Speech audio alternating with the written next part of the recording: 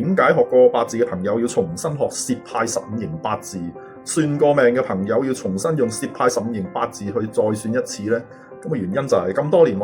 就有好多人揾過我算命啦。咁佢哋咧就係有問過呢個性格啊、命運啊，好多人就問呢個仔女點樣教啊、健康啊、人生下半場應該點走啊、我適唔適合呢個職業啊？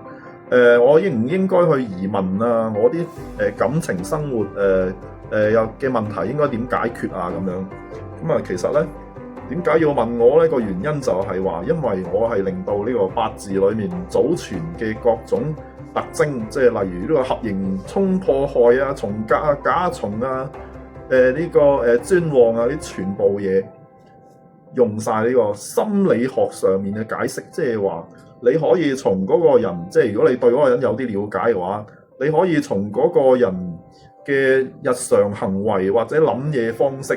係可以證實到佢原來佢喺八字上面嘅呢個特徵係咁樣表現出嚟嘅，我係完全解晒咁滯噶啦。咁啊，即係話每一個走嚟問我問題嘅人，其實係有一套好合理嘅推算方法，就係話如果你係咁嘅話，你就應該點做啦咁樣。咁個問題就係，如果你咁嘅話，我就可以話俾你聽，喺你嘅八字裏面，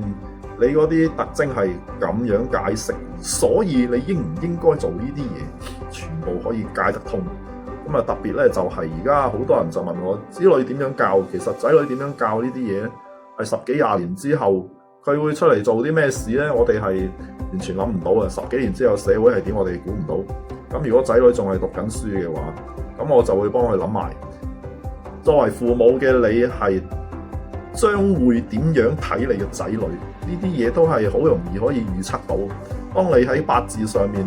各種嘅特徵掌握到佢嘅解釋，然之後有一啲心理學上面嘅了解嘅話，係可以算埋你會點樣睇個仔女。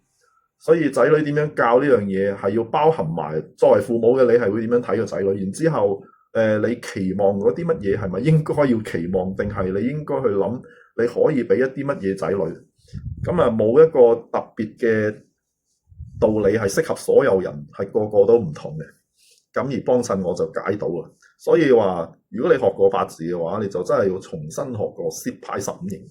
即係喺度睇下點解樣嘢原來係